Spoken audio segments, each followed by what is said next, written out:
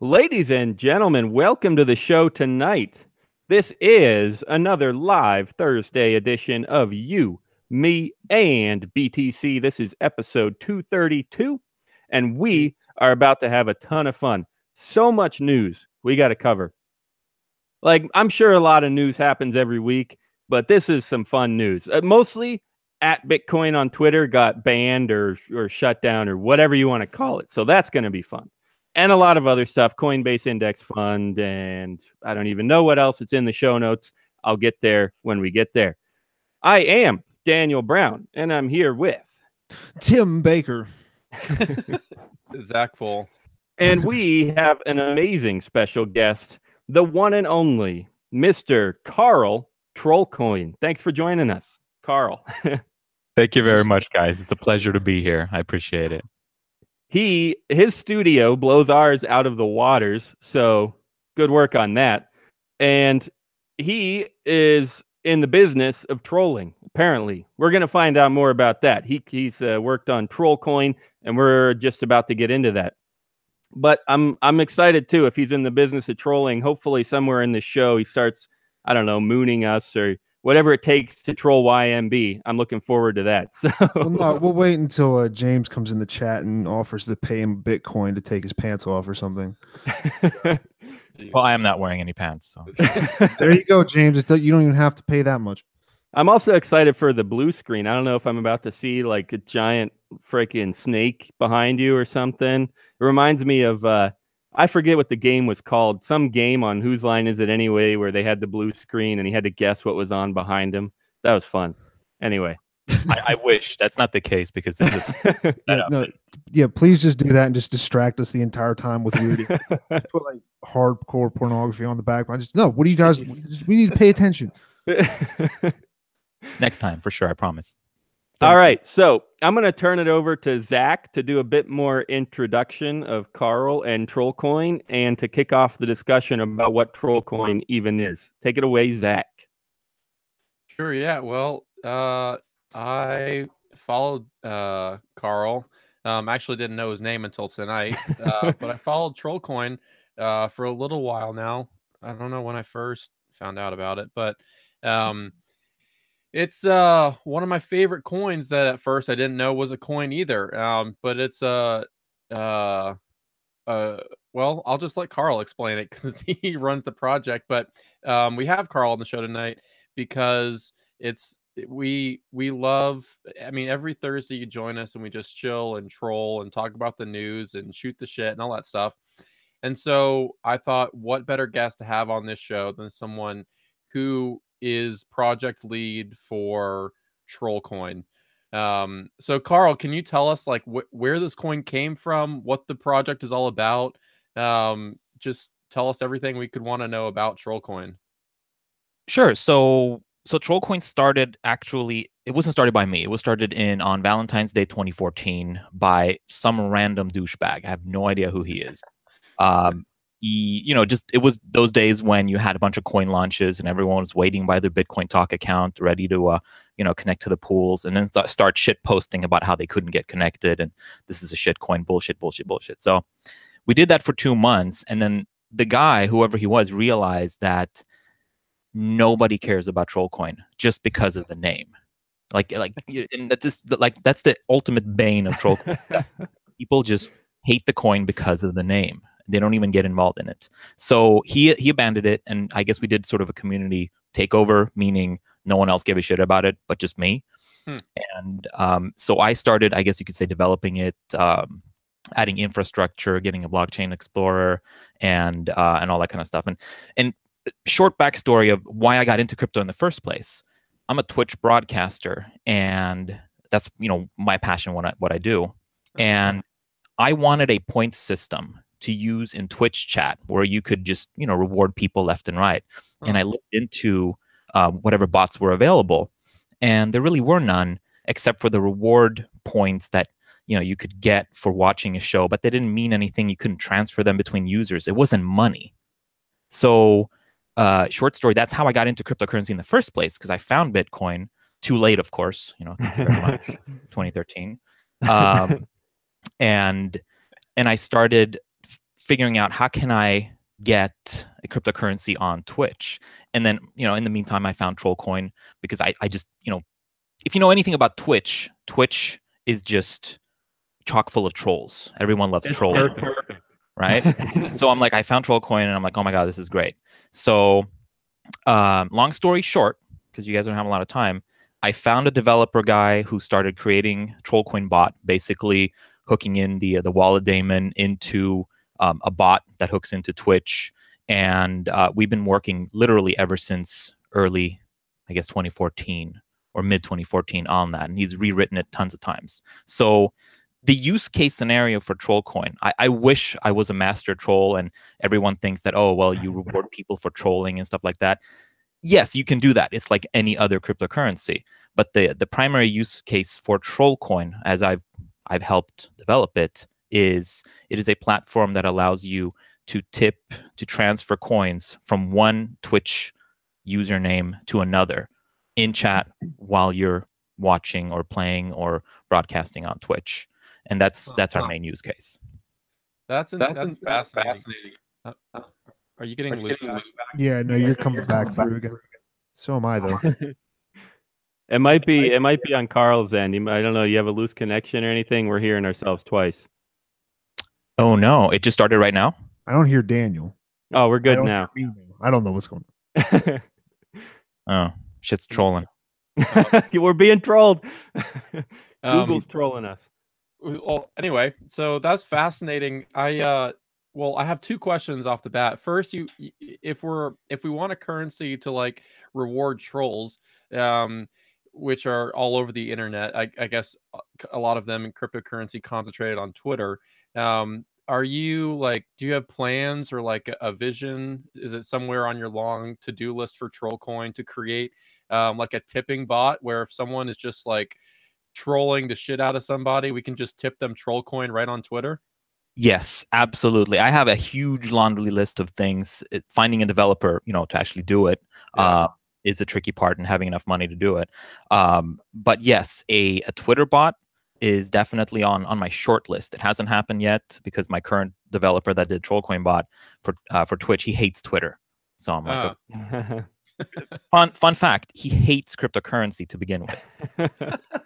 Only worked on it because he's my friend and he believes in me somehow. I don't know. There you go. But yeah, definitely a Twitter bot. We had a Reddit bot back in the days, but that guy, he gave up and left. Those are the old days when we were on our old blockchain, which had since trolled us to death, and we had to do a coin swap. But that's another. Okay. That's another. What's the actual method for a bot? Like how does it work? Like, is there a server that listens to your chat and does the transfers, or is that decentralized? Like, or like, do you have a bot? Does every person have a bot that will create transactions? Like, what? I don't know. Just tell me about the method and how that all works. Right. Yeah. So that's it always surprises me that because I've been working on it for so long. To me, it's obvious how it works. But no, we have a central server that holds a TrollCoin wallet. So it's essentially a cloud wallet, and each Twitch user's account, their account name, is obviously unique. So on the TrollCoin bot server, we have a database of every single Twitch user that has ever interacted with the bot. And the bot itself is a Twitch user. And so when you interact with the bot, you send it a command or check your balance, it'll pop in your Twitch username into the database, and it'll pop in whatever account balance there is. So it's like any other, I guess, third-party service bot, in the sense that it doesn't control your Twitch account. It just interacts with it. It's like an ATM where you go and you go into Twitch chat and you type in commands, obviously provided that the TrollCoin bot is in that specific Twitch channel. Right. So, and I'm guessing that once, it doesn't have to be transacted through Twitch. You could withdraw from that central wallet and just do normal transactions, or what about that? Yeah. Cool. So the commands, there are commands that are available on trollcoinbot.com. and you have withdraw commands, you have deposit commands. So you essentially access your deposit wallet straight through chat. If you want to send someone TrollCoin just straight through the chain, you just use the withdraw command. You pop in the destination TrollCoin address that you want to send to and the amount, and the bot does that for you. So it's live on the TrollCoin network, and you can send TrollCoin from your desktop wallet to your Twitch account or to any other person's Twitch account. So it's fully universal, and that's one of the things I'm personally struggling with at educating people to understand what it is, because I know that when people figure out what it is, they go, wow, this is really cool, this has value and usefulness, but it's really tough to do. I wish that Bob Ross was still alive so I could send him TrollCoin whenever he streams on Twitch. That's my favorite thing ever on Twitch. So that's the only thing you want him to be alive for. Bob Ross, please come back. No, I like that. Just the kind of sure. Let's like make it a little bit more like recognizable who's doing well on Twitter. I mean, you can go off like tweets and favorites and all this shit, but it is nice to have like a coin going to somebody so that you can go, all right, no, thank you for fucking with this person online. Oh, hey, hold on, Tim. We've been having this argument for like 3 years, because I remember when we were talking about change tip, you strongly refuted, and you can look up the episode. It's whatever. You know what? I want to say it's episode 32. I don't know why I'm remembering that number. Could be totally wrong, but I'm going to check. YMB.tc/E32. If anyone wants to know how to get to our episode, you can do that. And, oh, no, that's wrong. It's the one about NOS. All right, I don't know how I got that number. Anyway, you said when we were talking about change tip, which used to be a similar type of bot on Twitter for Bitcoin, you said that you hated the idea of tipping someone like 2 cents because you were like, it's nothing. That's worthless. Why would I want 2 cents? Go away. So I need you to clarify your support for TrollCoin, Tim. Mostly because he's here right now and the change tip person wasn't here. I don't know. I don't know. I mean, yeah, I definitely do change my opinions. I feel like I was just shitting on change tip just because everyone was like, this is so much fun. This is great. So I'll probably shit on TrollBox TrollCoin whenever it does get more integrated with Twitter. For now, I like it, and because I don't know, just because it was kind of change tip wasn't doing its own thing.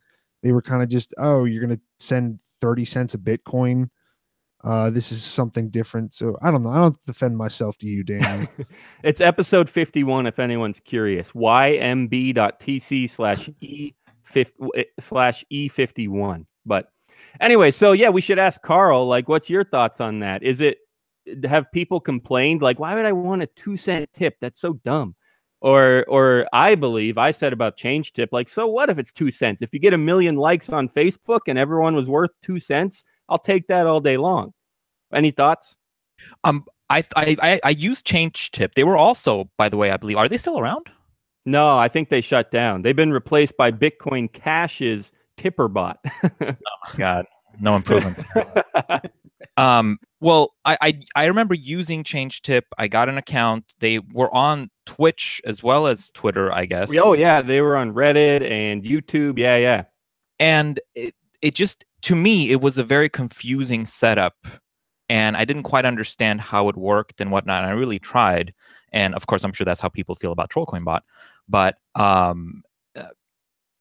think that when it comes to Bitcoin, I've always maintained that because you're dealing in Satoshis and you're dealing in fractions and stuff like that, it just doesn't, you just don't feel the satisfaction of, getting enough. And I have no problem getting, 2 cents. I mean, we're always joking around when we're tipping people on during broadcasts and like, here's, 1 Trolloshi, right? Which is such an insultingly small amount of value that it becomes a joke in itself. So I think it has to do really with what you're trying to do with it. But yeah, no, I never liked change tip because they're trying to take over on Twitter and Twitch. So I was very happy about that. But I don't know. Maybe, is it maybe too complicated of a system? Is that why it failed? Like, do you guys know why it failed? No, I think it was related to regulation and banking. Not banking, but like they were worried that they would get in trouble for transacting this money for people and stuff.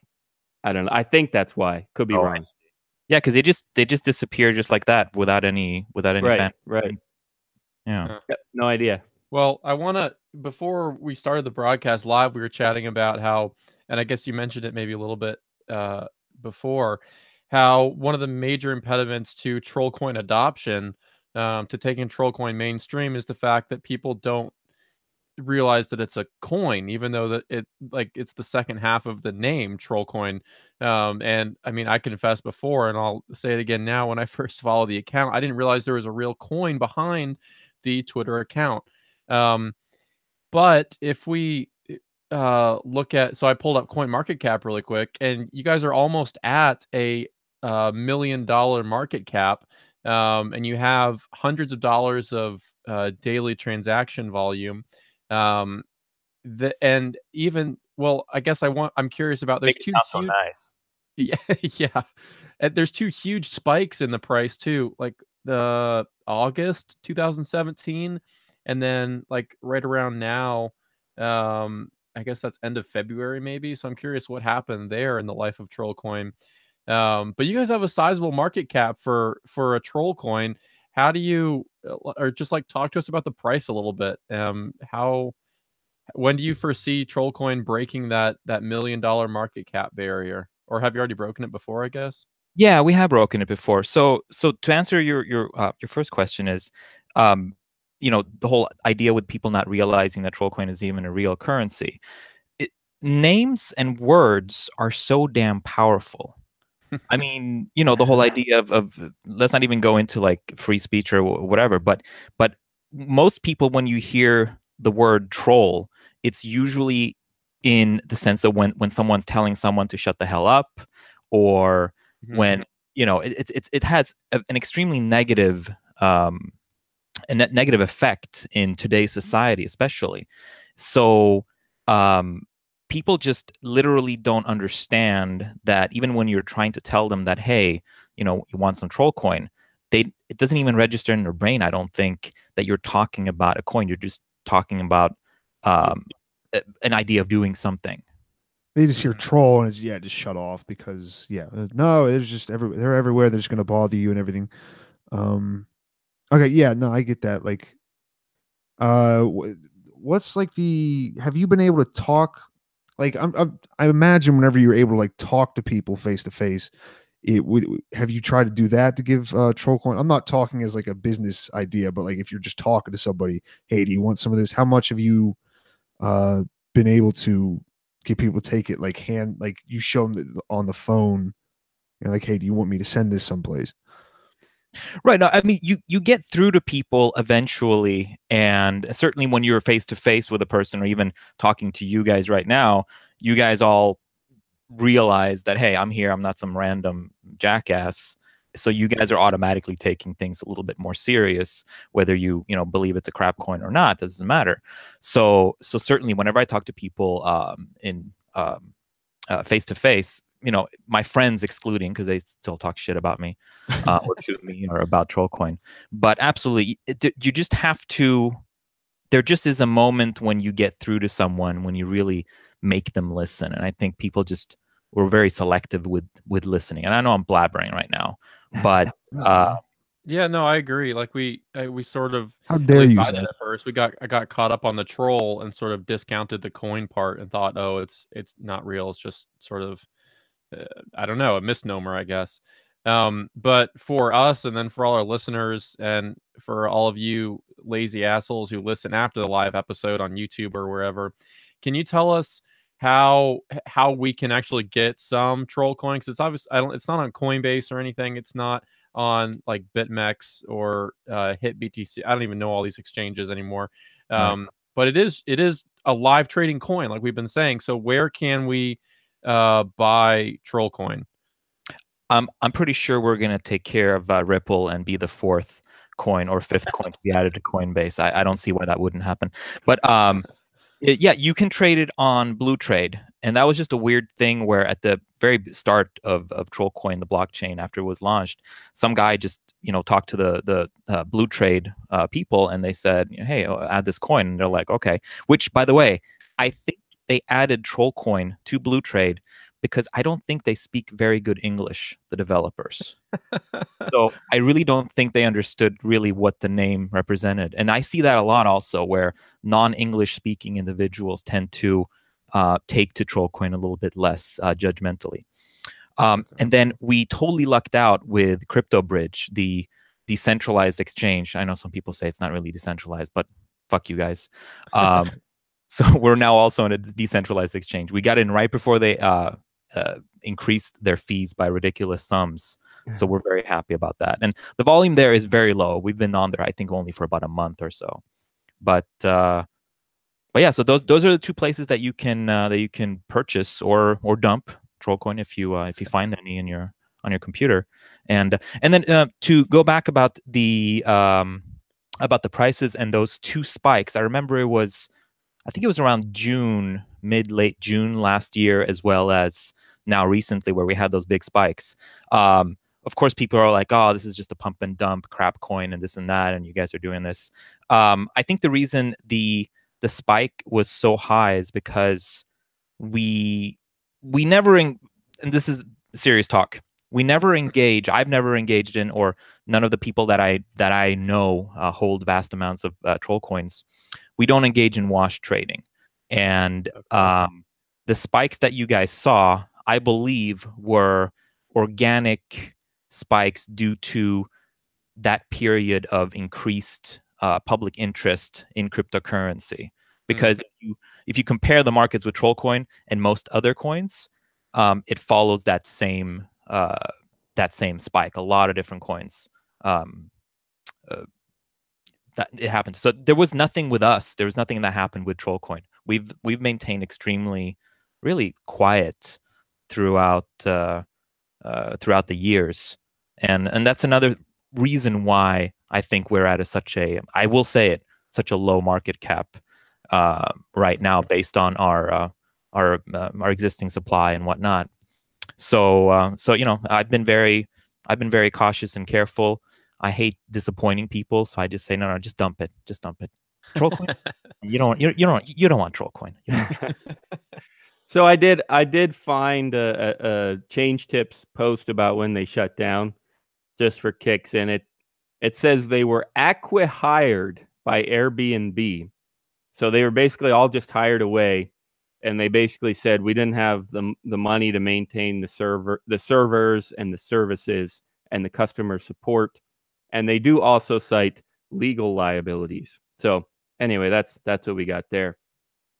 We'll definitely keep joking about TrollCoin, no question. But we do have some news I want to get to. So we're just going to have some fun, chill out with Carl here, and have a great time. I just clicked the stop sharing button, but I actually want to keep sharing my screen. If anyone's listening on the podcast, screw you. You should be watching the video so you can see the screen share. Anyway, this is the place to be. If you're not already, the place to be is btc.com/live. That will get you to the live stream and the chat. We'll be looking forward to when they have a TrollCoin bot for YouTube chat. One day we'll get tons and tons of TrollCoin. That's coming up, hopefully, maybe. Anyway, yeah, show notes and just links if you want to figure out what we're going to talk about. That's coming up in about 2 seconds, but I also got the poll down here at the bottom. I'm curious when you all think the TrollCoin Bitcoin flippening is going to happen. I'm voting for within a month. I don't see why not. I mean, it's freaking TrollCoin. So I'm thinking in a month, but you can vote when you think that's going to happen. I'm just not working. Sorry.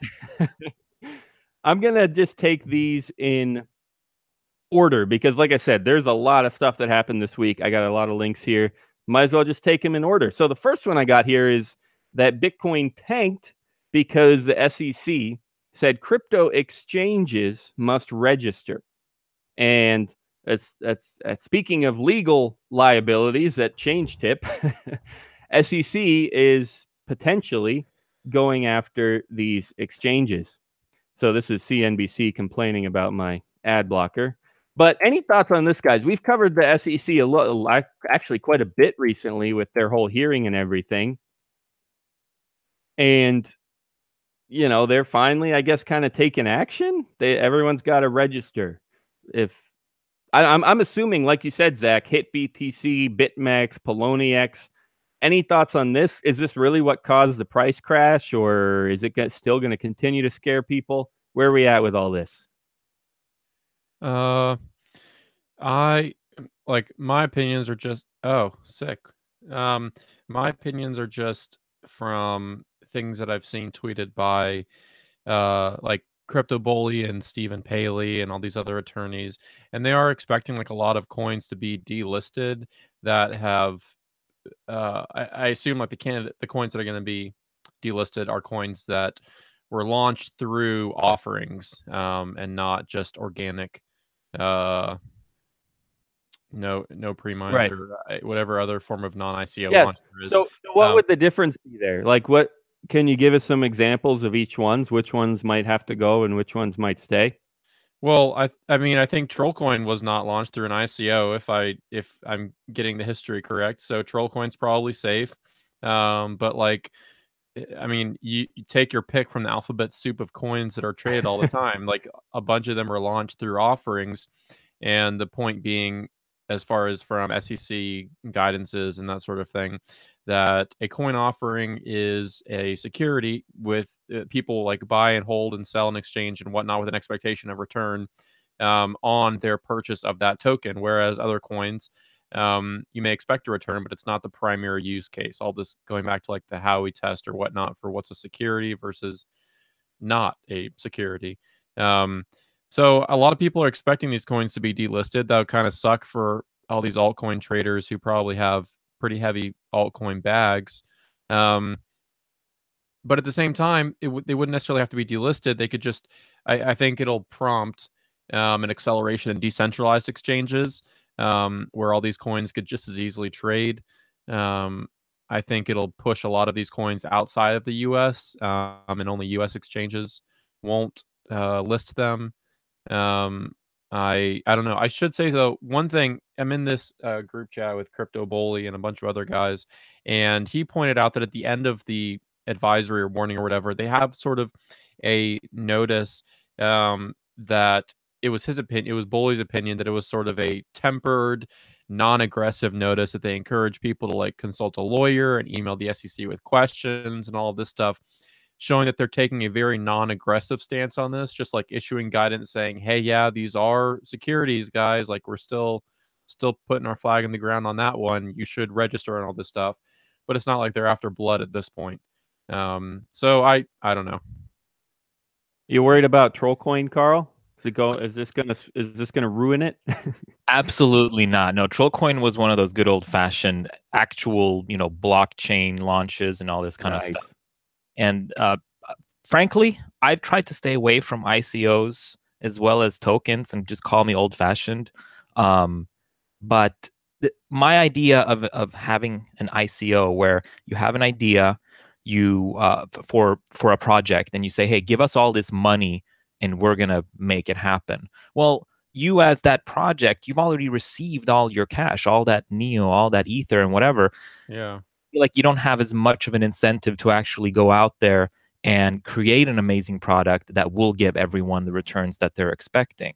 So I've always been very skeptical. I'm not saying that that's the case, but just using basic logic, like the incentive isn't the same as you have to work for your money to. Yeah, no, I totally agree. I mean, I think on this show, most of us take a pretty negative stance toward ICOs in general. I just think like 99% of them are garbage. There may be one or two out there that are okay. I haven't found them, but I completely agree. My reasoning is like the incentives are all misaligned. Like if I want to invest in a project, why am I going to front load the money and then expect them to then start building a project or something? It makes no sense to me.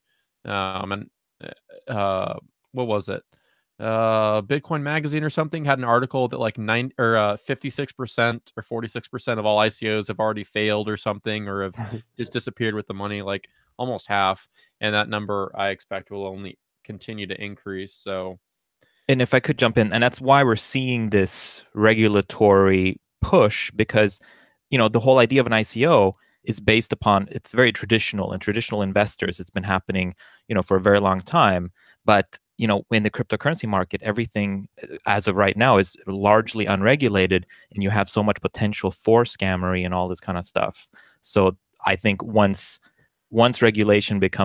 government bodies actually figure out what the hell blockchain and Bitcoin is, and actually start able to regulate it properly, then yeah, maybe ICOs will be more of a legitimate thing. But now it's just so risky. So we got one of our biggest fans, Jeremy Bennett, in the chat, and he's excited because he's finally on when it's live. So I'll drop a reminder here. If anyone, couple reminders. First of all, if you are listening live, go jump in the chat. You, me, and btc.com/live. You can jump in the chat and ask anything. Any questions for Carl? Any questions for me? Don't ask Tim anything. He's an idiot, but whatever. And I'll you know what? I'll even, if you ask a good question, I'll faux tip you, however, like a couple quadrillion troll coins in the chat. So there he goes, folks. He'll give you fake money. That'll be such a great incentive for you, won't it? So yeah, thanks Jeremy for joining us. He's seriously one of his biggest fans. I think he's listened to every episode. So thanks for being here. Seriously, on tipping TrollCoin, I will dead ass use a TrollCoin tip bot all the time on Twitter. Like, I'm a big Bitcoin hodler, so I won't tip people my Bitcoin, but I'll tip the crap out of everybody with TrollCoin. Like, if I see even just like, I mean, we don't need a dank meme coin, but if I see like memes or like sick burns or like all this stuff, hell yeah, I'll throw some TrollCoin their way. So I look forward, post it on GitHub or something, and the TrollCoin Twitter bot, and get community involved. Maybe we can. I'm chomping at the bit to use a TrollCoin bot. So okay, all right. You know what? I haven't actually started with really looking into the idea, but I will do that just for you, Zach. Yes. The other announcement or reminder I should drop is for anyone that's not listening to this live, all you losers who just listen to podcasts. Actually, I love you. I listen to podcasts all the time, but you should be here live every Thursday night from 9 to 10 p.m. Eastern. If you can't do math, that would be 8 to 9 Central, or 7 to 8 Mountain, or 6 to 7 Pacific. So you should join us. Or if I can't go through all 24 time zones, I'm a American nationalist, so none of these other countries matter. Why are you being a xenophobe, Daniel? Tell everybody's time. I don't even care about Hawaii. I don't feel like going all the way over there. So I'm not doing their time. They're not part of it. So, but yeah, seriously, get in the live, space, the live chat. And every week, you, me, and btc.com/live should update to our current live show. So that's some reminders there for you. And again, questions for Carl, get them in before we're done. And I'm just going to, like I said, keep scrolling through these headlines here. The next one's one of my favorite for the day. @Bitcoin on Twitter gets temporarily restricted. So if you don't know, @Bitcoin was recently purchased for a presumably large amount of money. I don't think it's been disclosed, but presumably a large amount of money was purchased by, guess who? Roger Ver. So great topic for the troll show. So I saw this like right when it happened. I saw some screenshots and I tapped on the account, and sure enough, it gave a message like, we think they're violating rules. Are you sure you want to view this account? Yes or no? So you couldn't see any of their tweets until you acknowledged that they might be violating rules. And they've since been reinstated, but I thought it was hilarious. Frickin' BCAT. Oh, that's the other thing.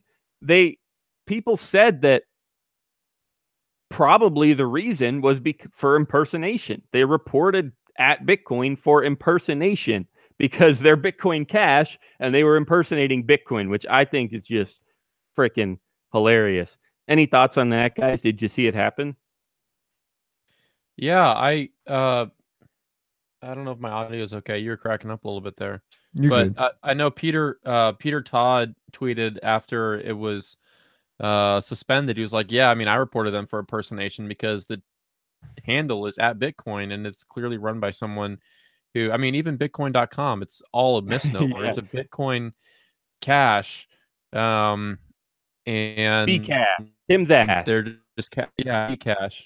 Although personally, sidetrack, personally, I'm okay with Bitcash too. Like, I mean, Bitcoin isn't a coin, and Bitcash, I don't know, but either way, it's just a shit coin.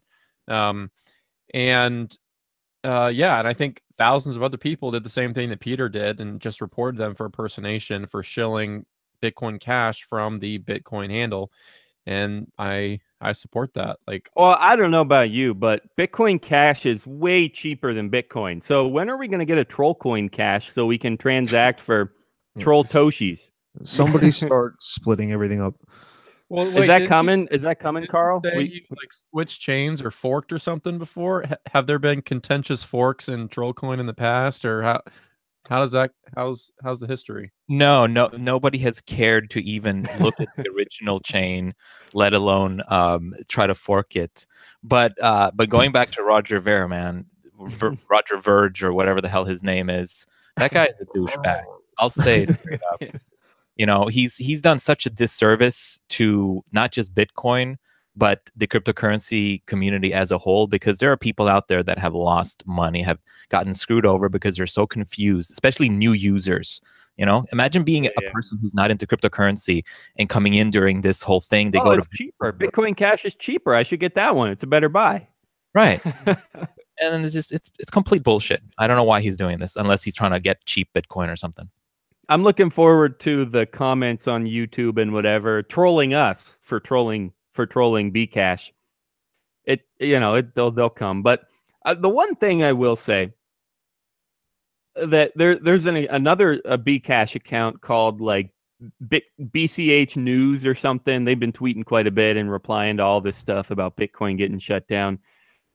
And one of the comments that he kept bringing up, whoever the heck that is, where they're saying stuff like, oh, get ready for all the Bitcoin core sock puppets to come out and ad hominem me because I'm supporting Bcash, and they're just going to start trolling me because they're going to call me names or whatever because I support Bcash. My response to that is that, yes, you're correct, that ad hominem attacks mean nothing. Name calling means nothing. Trolling means nothing. And that's exactly why it's so much fun. That's exactly why we can troll all day long. It's just fun. Yes, we hate Bcash, and yes, we're going to troll Bcash, and yes, you're going to troll us back, and whatever. It's just freaking nobody cares about Bcash, so nobody cares. That's my stance. You get them, Dan. I agree. And I feel back to Carl's point. Because I have at least 2 or 3 friends who got into Bitcoin right around last August when the cash fork happened, and one of them, just like so many other people, lost money. Although I guess now Roger Ver said somehow he'll like go in and help you reclaim it, but they lost money from sending Bitcoin to a cash address. And just like about a month ago or something, Coinbase finally told people, hey, careful, if you send Bitcoin to a cash address, you can't get it back, really, for all intents and purposes. But it's a nightmare. And if Roger Ver, like, it wouldn't be his fault necessarily, because I mean, there's like 20 different Bitcoin forks, like Bitcoin Pizza, Bitcoin God, whatever. Like, Cash is not the only fork, but the fact that he harps so much on Bitcoin Cash is Bitcoin, that's what makes him a sleazy scammer, not the fact that he forked the coin. Like, we can go in and fork Bitcoin tonight and get the TrollCoin Cash fork going. But the fact that he said it is Bitcoin just screwed people over, and he's a slimy, shitty guy. We have Jeremy Bennett saying that he loves BTC and Monero. And I'm also a fan of Monero. I like the idea. I haven't researched it a ton, but I love the idea of all the privacy coins. We also have Jeremy, if you're a real fan of the show, and this is investment advice, you should buy TrollCoin. So that TrollCoin. No, he's drunk. Don't listen to him, man. We also have 199.9% ATCG.exe, whatever the heck that means. He says, why Bitcoin dump like that?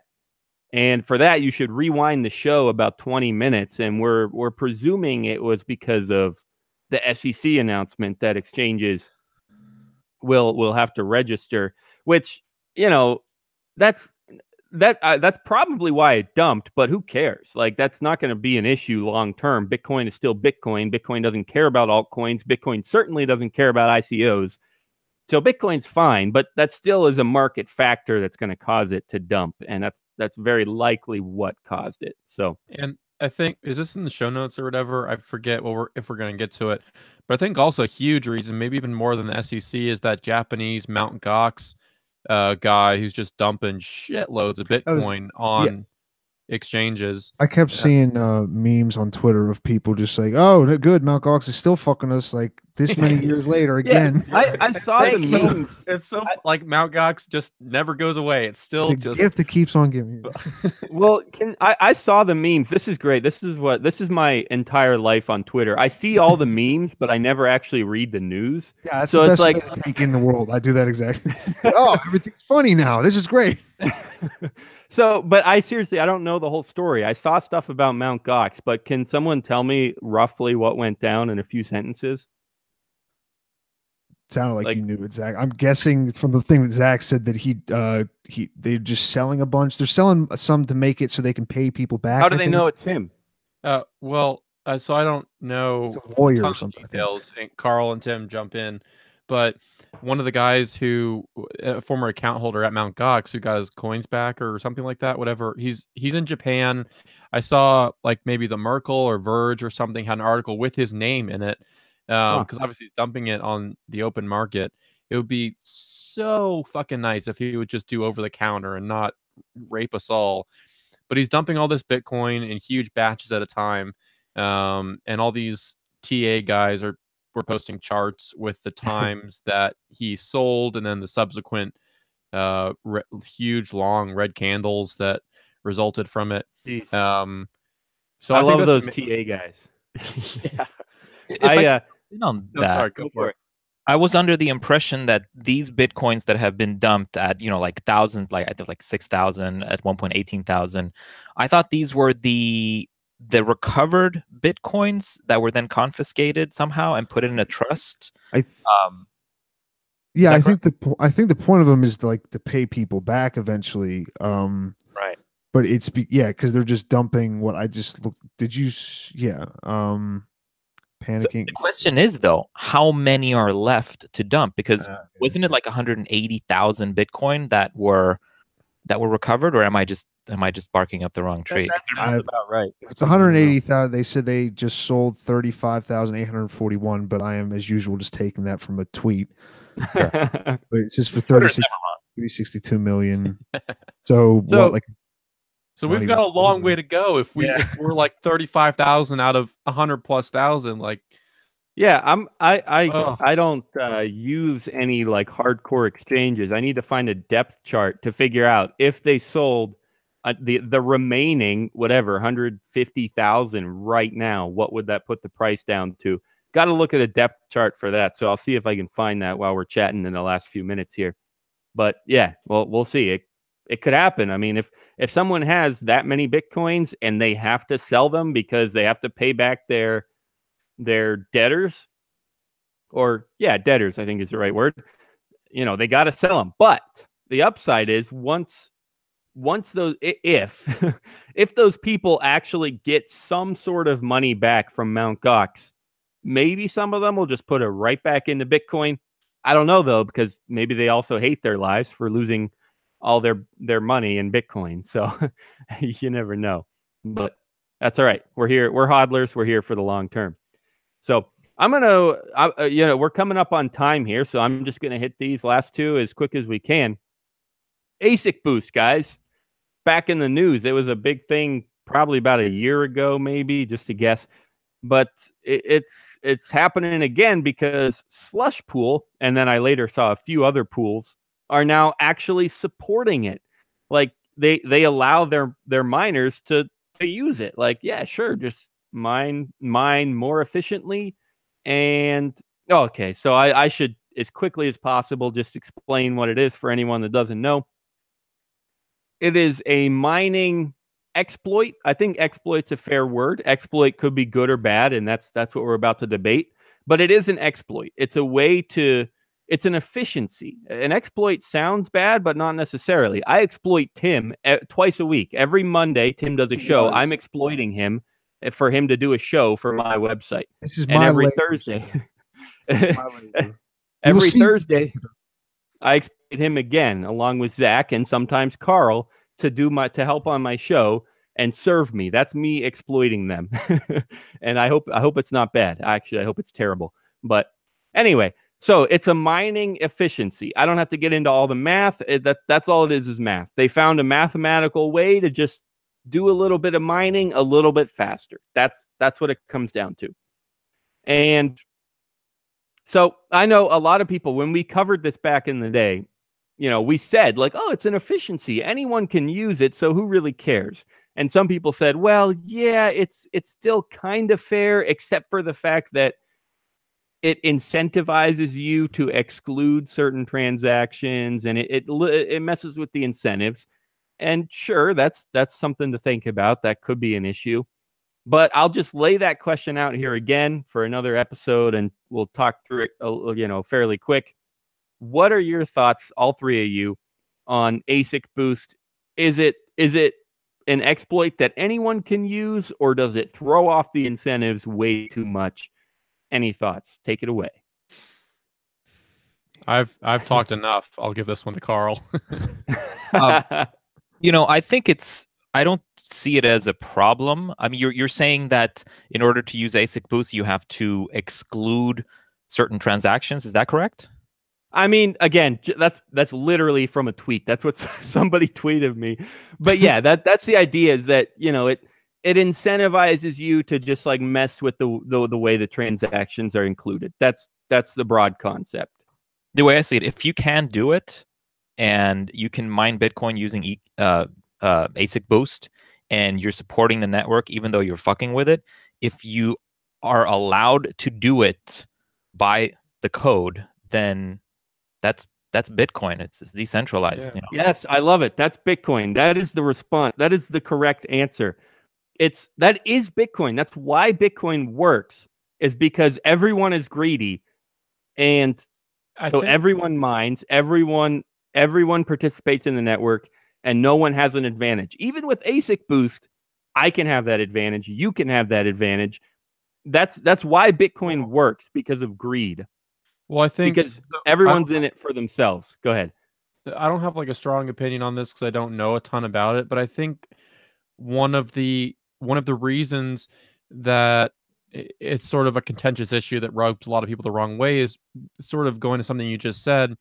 It's a patented mining technology. Oh, so yeah. not everyone can have access to it. If everyone could, I think a lot of the problems would go away. But because it's patented, people are getting so like when GPUs started mining instead of CPUs back in like 2010 or whatever it was, I guess late 2010 to early 2011, everyone could copy and follow suit, but with AsicBoost they can't. So I think this is actually a great topic to bring up. I put it actually in the show notes. I said this will probably spur a discussion on patent law and copyright, because and this we're pressed for time here a little bit, but I want to cover this because we actually it used to be one of our pet topics back in the day when Jon Stewart, rest in peace, used to be on the show. He's an artist, so he talked a lot about copyright because he had to figure out how to protect his work. And well, he doesn't support copyright. He's copy left or Creative Commons and all that stuff, but it was still a big topic for him. And this is super relevant here because what they did was, with that patent, they created what's it called? Like the this is not the right name, like the Crypto Patent Alliance or something like that. They created this alliance where, and they did this with AsicBoost. In fact, I think the patent holder for AsicBoost is the founder of this alliance. Could be wrong, but you get the idea.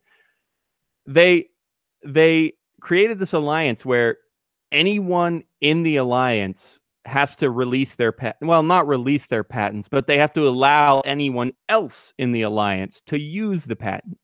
So the idea there was that, yes, AsicBoost is patented, and they call it a defensive patent. That's the term that a lot of people bring up. It's a defensive patent. I only patented it so that no one else could, so that I could share the patent because it's my patent. Now, in this alliance, that's supposed to be how it works, is that, yes, the AsicBoost is in this alliance, which means anyone else that joins this alliance can use AsicBoost. And in addition, they have to share all of their patents. So that was the argument, was that, yes, we'll patent it, but it's going to benefit everyone because everyone is going to want to and almost need to use AsicBoost in order to be profitable. So they're going to have to join this alliance, which means they're going to have to release all of their patents in turn. And, it's a tough thing. Alliances, Tim just this Monday did a great episode about minarchism and talking about what happens when you give people power, but you also try to limit that power. That's kind of what's going on here. Like, it's an alliance. Like, they still hold the patent, and we're giving them the power over this patent and hoping that they'll respect us and, they'll allow us to use this patent and we'll share patents, but it's still an alliance. So what if people are malicious in that alliance? Anyway, so that's what let's throw that out there for the last few minutes here, because like I said, it's a bit of a pet topic for us. What happens when there's a patent alliance? It sounds great. Let's all share the knowledge, but why do we need an alliance to share the knowledge? Why don't we just make it open knowledge? I'm not taking any stance on this yet. I am throwing it up for debate. Did I correctly parallelize this with minarchism, Tim? Did I just make up that? I mean, I don't know. I think so. Yeah, because I understand the doing it. I understand even how I could understand the argument of how it would not work without having it, but I just don't particularly like the patents and or copyright. I do like your point, Carl, about it's in the code. Do it. I'm fully about that. Yeah, I mean, if you can do it, I don't even care if you are using if you're using indentured servants, because nobody in the West, there's still slaves in there is the one place where they have them. I don't know where exactly it is, but they call them. Are you saying they're still slaves, so it's okay? Is that what I just heard you say? I was going to call them indentured servants to be sympathetic to those people. Mute him. Tim is advocating slavery. No, I'm not advocating about Bitcoin and livery. I'm not advocating slavery. I'm saying you don't pay people much, or you bring them to your country and say you can live here to work your Bitcoin miners to oh man, I just can't wait to live in Tim's house. So I really hope he makes me do all this work so I can live in Tim's house. You have to live in the basement with the miners. It gets really hot down there. You get a spray bottle, maybe a little hose, and then you get one bottle of water a day. I've been saying this for weeks. Tim keeps denying that he's a Bitcoin millionaire, but now we know he has a huge mining rig in his basement. He is definitely a Bitcoin millionaire. No, I'm trying to set it up right now is what I'm trying to do. I was there, Tim. I was there when you moved in, and it was cool down there. And now I know why. You're keeping it cool so that you can install this giant mining rig. I don't. It all fits together now. But going back to that, I guess. I don't know. I guess I'm not a huge fan of patents in general. But I don't have an opinion on it because I don't know too much. So that's my take. What I would say, the same thing Tim would say, I think, about minarchism, the same thing I would say about minarchism is, yes, there's a ton of caveats. I don't fully agree with it because you're still giving people power that they shouldn't have, whatever. But what I can say is it's better than nothing, and I'm going to hope for the best. What I can say is that, yes, this alliance is probably better than just having one person hold the patent and letting the U.S. and their federal agents demolish anyone that violates that patent. Yes, I'd rather have an alliance than that. And yes, I hope for the best. Yes, I hope that it's a benevolent alliance, and I hope that they share all kinds of patents and it benefits people. This is where the phrase "the lesser of two evils" actually should be applied versus like every time it's used during an election in the presidential. They're just like, oh no, he's a little bit like this. Actually, is a lesser it's something you don't necessarily want, but it's definitely not going to be as stringent as it could be. So yeah, if someone's going to touch it, you guys do it and keep it so people don't get thrown into jail over it. Or they might do it too, but at least I don't know. And I should say, we're not, for us criticizing the patents, we're not criticizing the people who registered the patents. Like, I mean, they're well within their right as agents who have this technology to register the patents. It's more of a critique of the system that enables them to register the patent. That's what I'm not a huge fan of. Like, I'm criticizing you too. I'm just so everybody knows, I am. I don't like this hate the sin, love the sinner stuff. I'm fine, not in how it's applied by Christians. I'm fine with gay people, but as far as like, I'm sorry, I just had to go through all the bases today. I'm meaning like, if you are like, I'm still gonna criticize you, even though like you're fucking somebody over, and it's not like in a Bitcoin code. It's like I'm gonna use the law and my better lawyers to just take something from somebody, or I do like legit have issues with that. Am I going to come after you and like hold a son? No, I don't give that much of a shit, but I'm going to criticize you too, because that's the only thing I'm good at doing. Were you going to say something, Carl? Yeah, just quick question. AsicBoost, is that software or hardware? I think both. Both. It is technically probably software. It is all math. It all comes down to the way that Bitcoin is hashed and the way that you can mathematically speed that up. However, there is hardware that can make that happen. So you it's have both. To buy an AsicBoost miner. Yeah.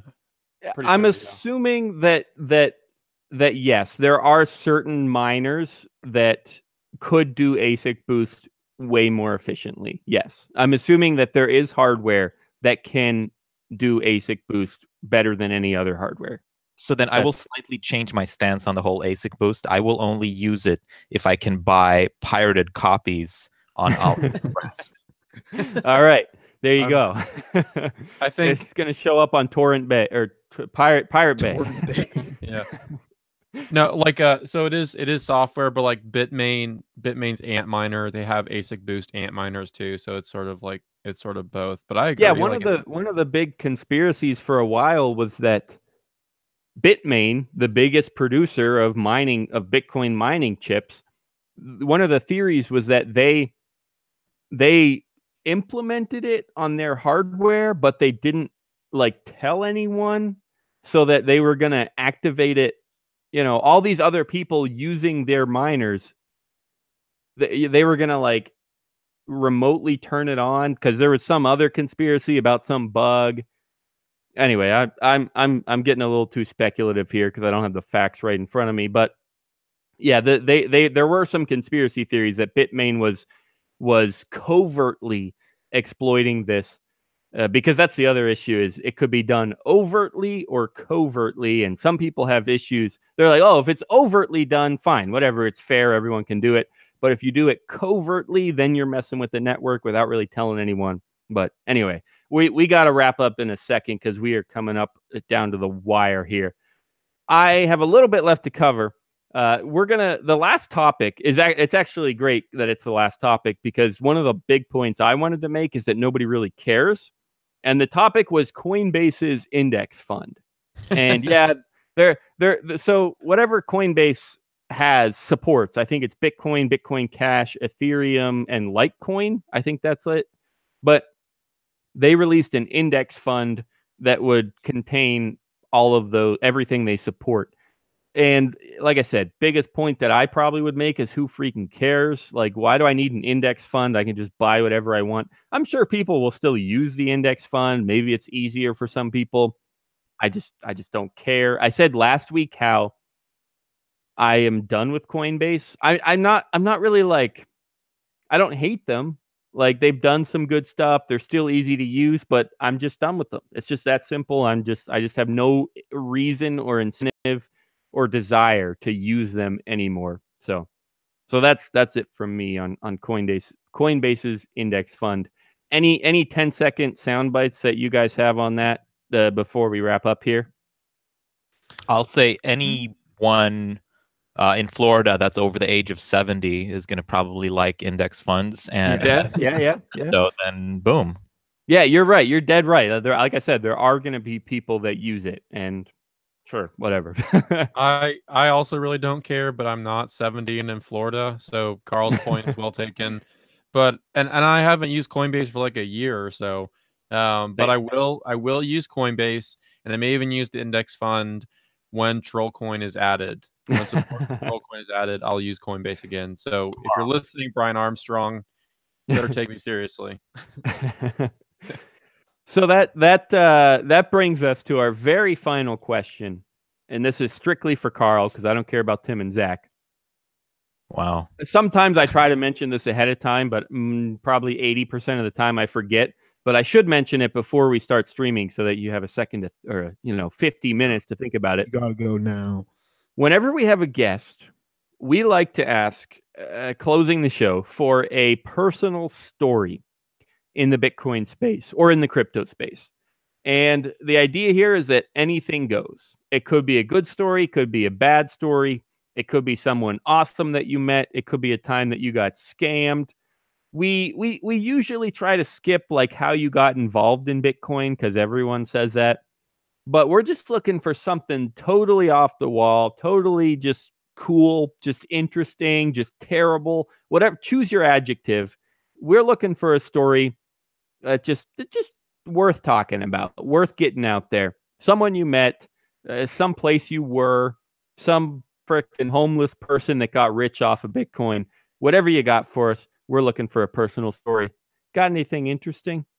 Oh gosh, something interesting, something fun. I don't know, man. Well, I did sort of invest. I don't know if this is legal to talk about or not, but let's just say that it was a theoretical idea. This is theoretically, if a friend of mine had given me, let's say $500, and they'd, and a Bitcoin had been bought, and then TrollCoin had been bought with that, then theoretically they could have sold it for $50,000, which technically they did, and. Wow. Of course, I got nothing of this if it had happened, but I thought that was when I realized, holy shit, this whole crypto thing is real. Wow. So that's one story, and another quick story. When I first started working on TrollCoin, I got so obsessed with watching the blockchain explorer for TrollCoin that my blood pressure had to be regulated. And I got pneumonia as a result of just my health being so crappy, and literally my doctor told me, you need to just stop it with this TrollCoin shit or you're gonna die. And then the original TrollCoin blockchain failed, and that didn't help either. But I survived. TrollCoin survived. We were given a new blockchain by the way, huge shout out to Spencer Levens, who has been sort of a third party sort of code monkey for me that I've paid to do stuff, and he saved TrollCoin along with the Blue Trade team, and now we are stronger than ever, and we're not going anywhere. So if you think TrollCoin's not going to be here in a few years, no, you're wrong. So don't buy any though. Just don't buy it. I got a 1 Satoshi buy order down there. Sell it, dump it, just get rid of it. Yeah, please dump. I feel you on the blood pressure. I've had a lot going on lately with, even the show has been part of it, trying to get coordinated with Tim's new show and Zach's new show and the whole network type of thing. And my day job's been busy, and my home life's been busy and wild and whatever. So I feel you with that Why? stress, trying to bring it down here. Bring it down. That's why I do the show. Like yes, the show as a whole, the website, the network brings stress, but this hour right here that we just had, all the stress goes away. I get to just sit here, yell at you guys, yell at Tim mostly. That's the best part. All the stress goes away. So all you listeners, thanks for being out there. Thanks for joining us. Thanks for helping me be stress-free. It's like freaking stress watchers over here. It's like Xanax in podcast form for Daniel. It's true. It's true. Hey, Carl, it's been a blast. Thank you so much Hell for yeah. joining us. Thank you. If Carl. anyone wants to follow him on Twitter, it's at TrollCoin Base. Yeah, you could also call it Troll Coinbase. Either way, that's him. And TrollCoin, check it out. What's the website? Just trollcoin.com, right? Yeah, trollcoin.com. It's as simple as it can be. Perfect. So check it out. Thanks for joining us, all you listeners. If you're listening on the podcast, I apologize for you existing because you could be having a much better time on the live show. But at the same time, I love you to death because you're a listener, and we love all of you. It's been a blast, guys. We'll see you. Tim will see you on Monday for his Tim's 2 Cents episode. Zach will see you on Tuesday for his The Coin Pod episode. And we'll be back next Thursday, live, 9 to 10 p.m. Eastern, and I'll exploit them all again. So it'll be great. Yay. We love you. Yes. Rest in peace, Jon Stewart. But I will say, if you're listening to the podcast, you're hearing his music right now, and we kind of love him, but not really. And we love you. Peace, guys. See ya.